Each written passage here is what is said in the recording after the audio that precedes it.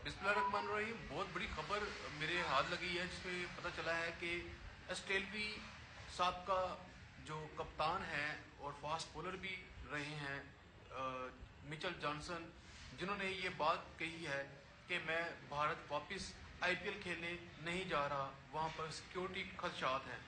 और उन्होंने साथ ये भी बहुत बड़ा इंकशाफ किया है कि बैरूनी मुल्क से जो खिलाड़ी आए हैं उनको उनके ऊपर दबाव डाला जा रहा है कि वो आईपीएल को मजीद आगे खेले, लेकिन और उनको प्रेशर में रखा जा रहा है कि आप वापस भारत आएं और आईपीएल आकर खेलें।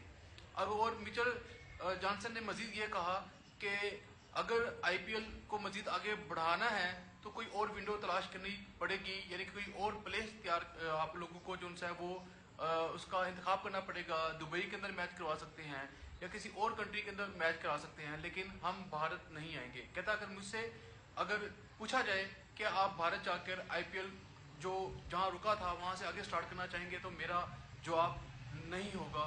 मैं कभी भी ऐसे हालात में भारत नहीं जाऊंगा जबकि वहां पर इस वक्त बहुत ज़्यादा बुरे हालात हैं और सिक्योरिटी के खदशात जो से हैं वो बहुत ज़्यादा हैं।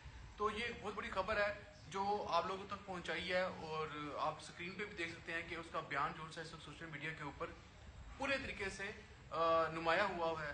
और उसने कहा है कि मैं भारत नहीं जाऊंगा, और जितने भी गैर मुल्की खिलाड़ी हैं उनको भी उसने ये एडवाइस की है, नसीहत की है कि वो भी भारत ना जाएं।